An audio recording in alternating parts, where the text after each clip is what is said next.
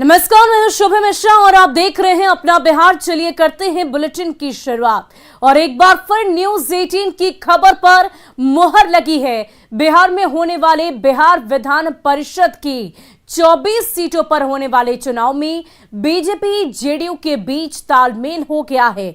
BJP 13 तो JDU 11 सीटों पर चुनाव लड़ेगी। बीजेपी अपने कोटे से एक सीट पशुपति पारस के RLJP को देगी, जबकि मांझी और सहनी को दोनों पार्टियां फिलहाल विश्वास में लेंगी।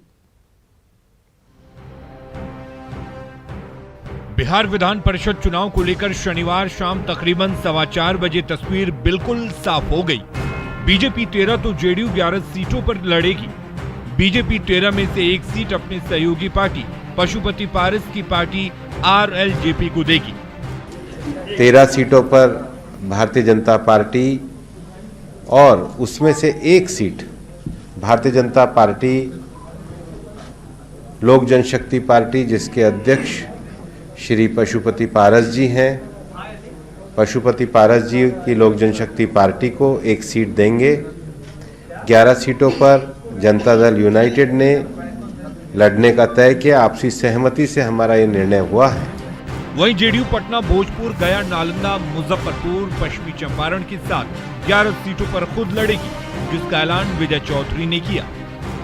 एक आपसी समझदारी का जनता दल यू और भाजपा का 50% का एक समझौता था। उसके तहत हम लोग 12 लड़ना चाह रहे थे। तो ये हम लोगों की पुरानी इच्छा थी।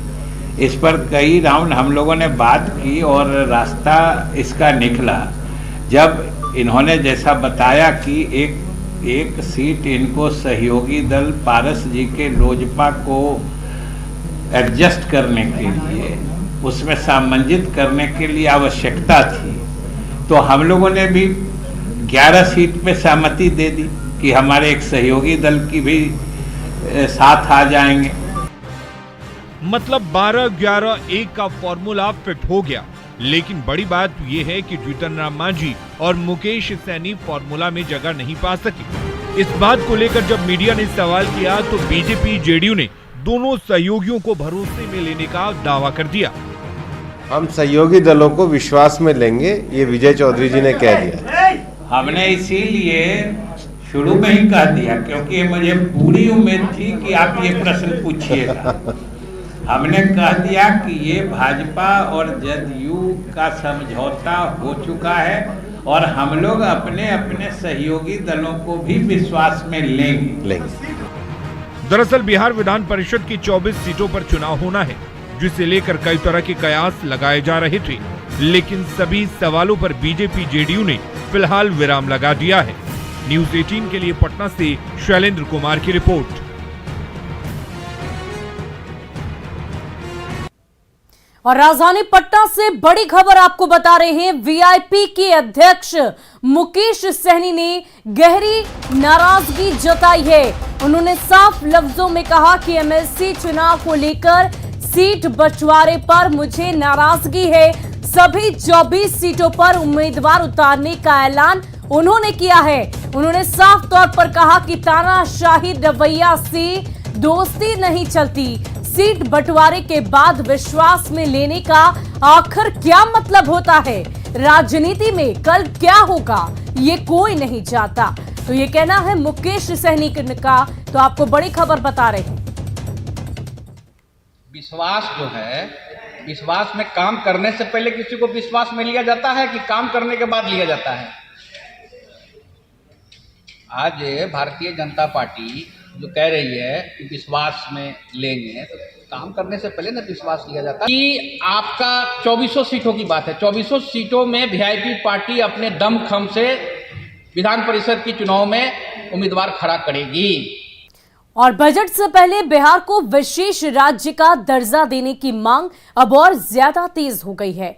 आज सीएमओ बिहार की ओर से एक ट्वीट किया गया, जिसमें बिहार को विशेष राज्य का दर्जा प्राप्त करने की तुलना को लेकर बिहार के प्रति व्यक्ति आय को दिखाया गया।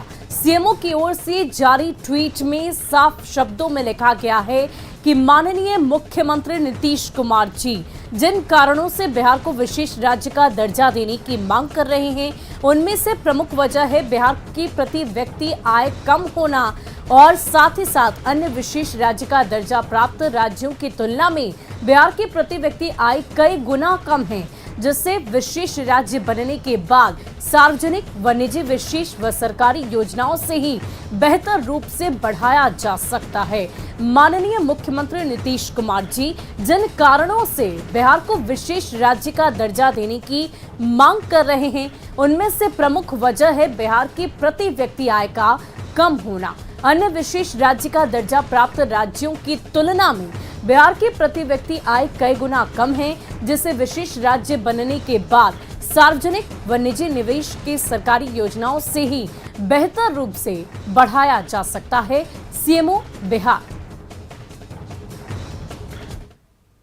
वहीं सीएमओ की ओर से जारी ट्वीट के बाद जेडीयू के राष्ट्रीय अध्यक्ष ललन सिंह ने भी ट्वीट किया है और लिखा है कि जिस प्रकार आदरणीय मुख्यमंत्री श्री नीतीश कुमार जी के कुशल नेतृत्व में बिहार ने अभूतपूर्व विकास करके बिहार को एक विशेष राज्य का दर्जा मिलने से केंद्रीय सहयोग तो मिलेगा ही, साथ ही साथ विकास की गति और भी ज्यादा बढ़ेगी, राज्य का पिछड़ापन दूर होगा और साथ ही साथ वो ट्रांसफॉर्म एक बेहतर राज्य के रूप में होगा। वहीं शराबबंदी पर सरकार के नए आदेश के खिलाफ शिक्षकों ने आवाज बुलंद करनी शुरू कर दी है। सरकार ने शिक्षकों से शराबियों और शराब तस्करों की जानकारी मद्य निषेध विभाग को देने को कहा है। सरकार के इस आदेश के खिलाफ कल शिक्षक राज्यव्यापी प्रदर्शन करेंगे। अब गुरुजी लगाएंगे गुरु घंटालों का पता, सुनकर हंसिए मत। बिहार के शिक्षकों को शिक्षा विभाग ने एक नया टास्क दिया है। टास्क है उन नशेड़ियों का पता लगाकर मद्य निषेध विभाग को बताने का जो अब भी लुक छिप कर शराब का सेवन कर रहे हैं।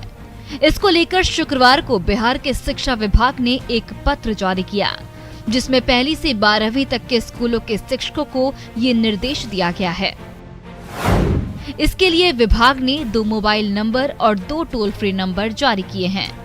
विभाग की ओर से जारी मोबाइल नंबर 9473400378 और 9473400606 हैं, जबकि टोल फ्री नंबर 180034565268 या फिर 15545 है। शिक्षा विभाग के इस नए निर्देश को लेकर शिक्षकों में गुस्सा है। राइट टू एजुकेशन और नई शिक्षा नीति में ये कही गई है कि शिक्षकों से गैर शैक्षणिक कार्य नहीं कराना है। तो हम माननीय शिक्षा मंत्री जी, माननीय मुख्यमंत्री जी से मांग करते हैं कि सारे गैर शैक्षणिक कार्यों से हमें मुक्त किया जाए और अविलंब इस पत्र को निरस्त किया जाए। शिक्षा विभाग के फरमान से नाराज शिक्षकों ने अब मधुशाला की निगरानी के लिए सभी 4 लाख शिक्षकों के लिए एक बॉडीगार्ड मुहैया कराने की मांग की है। वहीं सरकार के इस आदेश के खिलाफ कल शिक्षक राज्यव्यापी प्रदर्शन करने की बात कह रहे हैं। सरकार के मुखिया से यह पूछना चाहता हूं कि जो काम आपका पुलिस प्रशासन नहीं कर सका, जो आपका इंटेलिजेंस ब्यूरो नहीं कर सका, वो आप निरीह शिक्षकों से करवाना चाहते हैं और उसको बलि का बकरा बनाना चाहते हैं। इस प्रकार का लेटर को लेकर के अगर आवश्यकता पड़ी तो हम लोग हाई कोर्ट भी जाएंगे और आने वाले समय में हम सरकार से मांग करते हैं कि सरकार समाज का दुहाई दे करके अगर ये करना चाहती है तो निश्चित तौर पर हमको बॉडीगार्ड चाहिए, 1 नहीं 2 बॉडीगार्ड चाहिए। शिक्षकों का कहना है कि पहले से ही उनसे कई गैर शैक्षणिक कार्य कराए जा रहे हैं, चाहे वो चुनाव की ड्यूटी हो या चावल वितरण और मध्याह्न भोजन, और अब इस तरह का आदेश देना ठीक नहीं है। शिक्षा विभाग के आदेश पर शिक्षा मंत्री ने सफाई दी। शिक्षा मंत्री विजय चौधरी ने कहा कि ऐसे लोगों के बारे में जानकारी देना राज्य के हर नागरिक का कर्तव्य है। शिक्षकों को कहीं से कोई इसके लिए अतिरिक्त जिम्मेवारी नहीं दी गई है। इसमें कोई कंफ्यूजन नहीं है कि ये चीजें सरकार के तरफ से पहले सभी नागरिकों से अपील की जा चुकी थी। वही विभाग ने अपने कर्मचारियों से अपील की है, हमारे सम्मानित शिक्षकों से अपील की है। इसमें कोई उनको जबरदस्ती कोई ये तो नहीं फिक्स कर दिया गया है कि आपको सप्ताह में इतनी सूचना देनी है, तो इसको अनावश्यक मतलब मुद्दा। हालांकि शिक्षा विभाग और शिक्षा मंत्री ने साफ कर दिया है कि शिक्षकों को कोई नई जिम्मेदारी नहीं दी गई है, लेकिन शराबबंदी को लेकर शुरू की गई इस नई कवायद पर सियासत शुरू हो गई है। देखते हैं बात कहां तक जाती है। न्यूज़ 18 के लिए पटना से रजनीश कुमार और शैलेंद्र के साथ ब्यूरो रिपोर्ट। वहीं शिक्षकों को शराब की सूचना देने के मुद्दे पर शिक्षा विभाग के अपर मुख्य सचिव संजय कुमार ने भी सफाई दी। उन्होंने कहा कि यह आदेश नहीं बल्कि अपील है। साथ ही उन्होंने ये भी कहा कि लेटर रद्द और उसमें सुधार की जरूरत नहीं है। शिक्षा विभाग के अपर मुख्य सचिव संजय कुमार से बातचीत की न्यूज़ 18 संवाददाता रजनीश कुमार ने। शिक्षा विभाग के अपर मुख्य सचिव संजय कुमार के पत्र के बाद शिक्षक समाज नाराज है, लगातार पत्र वापसी की मांग कर रहे हैं। ऐसे में हम सीधे बात कर लेते हैं। शिक्षा विभाग के अपर मुख्य सचिव संजय कुमार हमारे साथ हैं। सर, आपने पत्र जारी किया है, उसके बाद पूरे बिहार में एक तरह से समझिए कि भूचाल मच गया। मैं समझता हूँ कि ऐसा कोई भूचाल की बात नहीं है जो आप बात कह रहे हैं। ये तो एक महज एक अपील है और हम सब लोग हैं इसी समाज में रहते हैं और इसी समाज के मातहत हैं, तो एक बेहतर समाज बनाने की जिम्मेवारी हम सब लोगों पर है। और हमारे जो शिक्षक हैं वो तो समाज के बहुत ही प्रबुद्ध वर्ग के लोग हैं, उनकी बातें को सब लोग सुनते हैं। शिक्षक तो कह रहे हैं कि अब उन्हें बॉडीगार्ड चाहिए, क्योंकि एक तरह से वो मुखबिरी का काम उन्हें करना होगा और सूचना देंगे तो वो निशाने पर होंगे, हत्या होगी। देखिए, ऐसी बात है ना कि हम अपने सारे निर्णय अपने विवेक से लेते हैं। हम तो उनसे अपील कर रहे हैं, विभाग की ओर से अपील है कि आप बेहतर समाज बनाने में आपका हमेशा बहुत ही प्रमुख भूमिका रही है, इसको भी उसमें शामिल किया जाए, एक अवेयरनेस क्रिएट किया जाए ताकि हम इसको, राज्य सरकार की नीति भी है कि इसको हम और आगे कर सकें। बिल्कुल, संजय कुमार ने साफ साफ कहा कि एक मात्र अपील है और इसमें कहीं से कोई भ्रम नहीं है, बल्कि समाज सुधार अभियान खुद सीएम नीतीश कुमार चला रहे हैं। ऐसे में इन्होंने शिक्षकों से अपील की है, इसे अपील समझिए और बिहार के एक जिम्मेदार नागरिक के तौर पर सिर्फ सूचना देना आपका काम होगा और निश्चित रूप से सरकार पूरे बिहार की जो जनता है उनकी सुरक्षा की गारंटी लेती है। ऐसे में आप भी उसी जनता में हैं, तो आप कहीं भी आप आंदोलन की चेतावनी ना दें, ये एकमात्र अपील है, बाकी कोई आदेश नहीं। कैमरामैन मनीष जुनेजा के साथ रजनीश कुमार, न्यूज़ 18 पटना। वहीं अल्पसंख्यक कल्याण मंत्री जमा खान ने मदरसों पर सवाल उठाने वाले अपनी ही सरकार के बीजेपी कोटे के 2 मंत्रियों पर निशाना साधा है। जमा खान ने दोनों मंत्रियों की जानकारी पर भी गंभीर सवाल उठाए। मदरसा की शिक्षा पर एक बार फिर सियासी बहस छिड़ गई है। 25 जनवरी को बीजेपी कोटे के 2 मंत्रियों नीरज कुमार बबलू और जीवेश मिश्रा ने मदरसों की शिक्षा पर सवाल खड़े किए थे। नीरज बबलू ने मदरसों में देश विरोधी बातें पढ़ाए जाने की बात कही थी, जबकि जीवेश मिश्रा ने मदरसों में सामान्य सिलेबस पढ़ाने की मांग की थी। मैं इस बात को बताना चाहता हूँ, जानकारी उनको नहीं होगी, वापस की बात हमने आपको कुछ बोला, मुझे जानकारी नहीं है, तो मैं ये कहना चाहता हूँ अपने भाई से कि भाई हो, आप जानकारी नहीं है मदरसा के बारे में, मदरसा हो मठ हो उसमें नैतिकता मानवता की पढ़ाई की जाती है, इसमें जानकारी रखें और मेरे साथ दौरा करें, मैं उनको कराऊंगा तो खुद उनको जानकारी होगी तो बात बदलेंगे। आप देखिए, अब 4 दिन बाद जेडीयू कोटे के मंत्री और राज्य के अल्पसंख्यक कल्याण मंत्री जमा खान सामने आ चुके हैं और मदरसों पर सवाल उठाने पर अपनी ही सरकार के 2 मंत्रियों की जानकारी पर सवाल खड़े कर रहे हैं। जमा खान कह रहे हैं कि दोनों को शायद ठीक से जानकारी नहीं है, मदरसा हो या मठ, दोनों जगह नैतिकता और मानवता की पढ़ाई होती है। मदरसों पर शुरू हुआ ये बात का बतंगड़ कहां तक जाएगा और इसमें आगे कौन कौन लोग कूदते हैं, देखने वाली बात होगी। न्यूज़ 18 के लिए पटना से आनंद अमृतराज की रिपोर्ट। और अब खबर आरजेडी सुप्रीमो लालू प्रसाद यादव को लेकर। चारा घोटाले के डोरंडा कोषागार मामले को लेकर आज बहस पूरी हो गई। सीबीआई की विशेष अदालत ने इस मामले में 15 फरवरी को अपना फैसला सुनाने की बात कही। बहस पूरी होने के बाद कोर्ट ने फैसला सुरक्षित रख लिया है। इस मामले में बिहार के पूर्व मुख्यमंत्री और आरजेडी अध्यक्ष लालू प्रसाद यादव समेत 110 आरोपियों पर फैसला सुनाया जाएगा। डोरंडा कोषागार से 139 करोड़ की अवैध निकासी हुई थी, जो चारा घोटाले का सबसे बड़ा मामला था। इसमें अवैध निकासी, फर्जी आवंटन, फर्जी आपूर्ति, फर्जी रसीद के सहारे की गई थी। इस मामले में ही पशुओं की ढुलाई के लिए स्कूटर, बाइक, ऑटो, जीप, इन तमाम चीजों का इस्तेमाल किया गया था। इसमें पशुपालन विभाग के अधिकारियों ने बिहार के तत्कालीन मुख्यमंत्री लालू प्रसाद यादव, तत्कालीन पशुपालन मंत्री के साथ सांठगांठ कर राजस्व की गड़बड़ी का आरोप है। अगर फैसला लालू के पक्ष में नहीं आता है तो लालू प्रसाद यादव की मुश्किलें और भी ज्यादा बढ़ सकती हैं।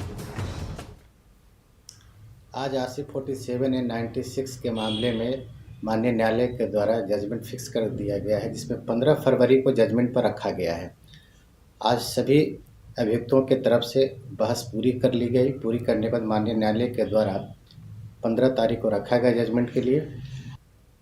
और सीएम नीतीश कुमार ने वीडियो कॉन्फ्रेंसिंग के जरिए निर्माण विभाग, ग्रामीण कार्य विभाग और साथ ही साथ भवन निर्माण विभाग की मेंटेनेंस पॉलिसी से संबंधित समीक्षा बैठक की। सीएम ने मीटिंग में अधिकारियों को कई निर्देश भी दिए। सीएम ने अधिकारियों को मेंटेनेंस का काम विभाग की तरफ से ही किए जाने के निर्देश दिए हैं। पथ निर्माण विभाग, ग्रामीण कार्य विभाग एवं भवन निर्माण विभाग को जल्द से जल्द विभागीय अनुरक्षण नीति की कार्य योजना बनाने के निर्देश मिले हैं।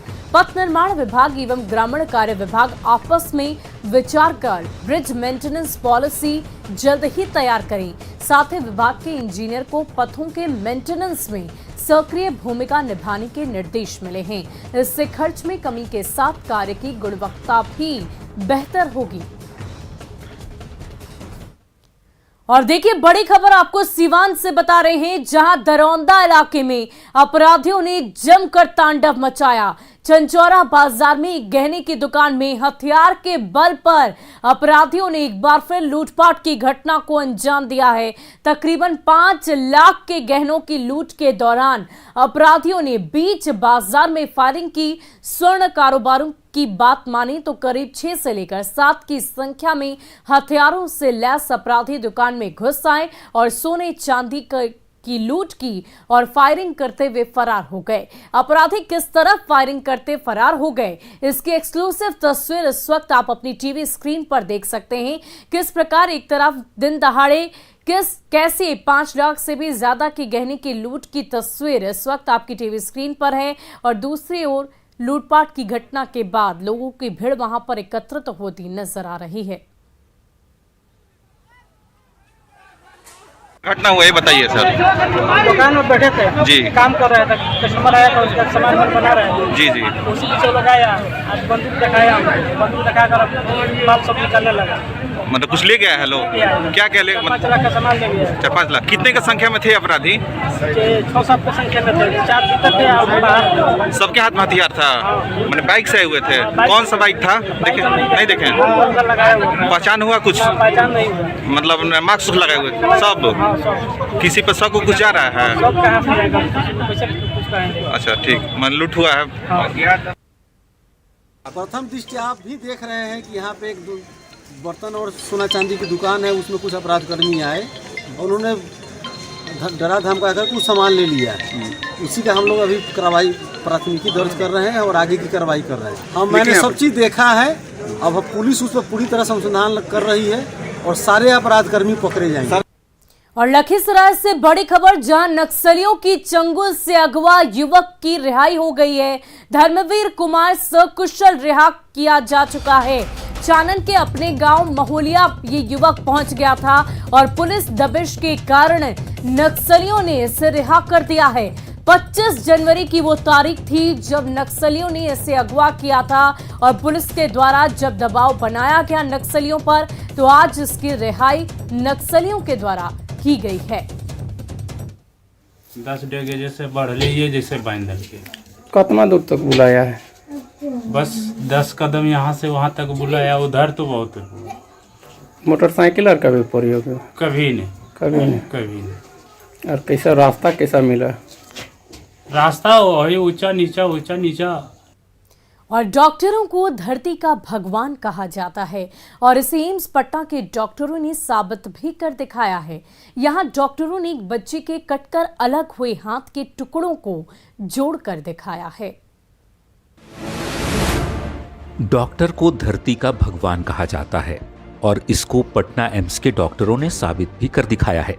भोजपुर की रहने वाली 10 साल की बच्ची खुशी कुमारी का हाथ पुआल काटने वाली मशीन की चपेट में आकर 2 टुकड़ा हो गया था। पूरा शरीर खून से लथपथ हो गया था। मारे दर्द के खुशी चिल्लाए जा रही थी। परिजन थक हार कर निराश हो चुके थे, लेकिन पटना एम्स पहुंचते ही उम्मीद की किरण दिखाई दी और 2 दिन बाद बच्ची के बेजान हाथ में हरकत आ गई। समय रहते एम्स पटना में खुशी को बचा लिया गया। प्लास्टिक सर्जरी के विभागाध्यक्ष डॉक्टर वीणा सिंह की टीम ने दिन रात एक कर नन्ही जान के चेहरे पर खुशी लौटा दी। अभी खुशी के हाथ भारी भरकम बैंडेज से बंधे हुए हैं, लेकिन बैंडेज के अंदर से भी वो अपने हाथों में हरकत महसूस कर रही है और ये सब संभव हो सका है एम्स के काबिल चिकित्सकों की सूझबूझ और इलाज की बदौलत। बिहार की एक और बिटिया ने प्रदेश का मान बढ़ाया है। पटना की बेटी श्रुति सिंह ने शुक्रवार को दिल्ली में आयोजित एनसीसी परेड में पीएम मोदी को स्काउट किया। बिहार की एक और बेटी ने प्रदेश का मान बढ़ाया है। पटना की बेटी श्रुति सिंह ने शुक्रवार को दिल्ली में आयोजित एनसीसी परेड में पीएम मोदी का स्काउट किया। करियप्पा स्टेडियम में आयोजित भव्य समारोह में पटना की श्रुति सिंह ने स्काउट करते हुए प्रधानमंत्री नरेंद्र मोदी को सलामी मंच तक पहुंचाया और इसी के साथ बिहार की इस बिटिया पर प्रदेश वासियों का सीना खुशी से चौड़ा हो गया। श्रुति सिंह ने ऐसा कर तेलंगाना और आंध्र प्रदेश का भी मान बढ़ाया है, क्योंकि श्रुति सिंह एनसीसी की आंध्र प्रदेश तेलंगाना यूनिट की सीनियर विंग की बेस्ट कैडेट है और इसी हैसियत से उसे प्रधानमंत्री को स्काउट करने का सौभाग्य हासिल हुआ। मूल रूप से पटना के दीघा की रहने वाली 19 साल की श्रुति सिंह तेलंगाना के सिकंदराबाद में लोयला कॉलेज में इंटर की छात्रा है। बिहार को अपनी इस बिटिया पर बेहद गर्व है। और फिलहाल के लिए इस बुलेटिन में इतना ही। आप बने रहे न्यूज़ 18 बिहार झारखंड के साथ।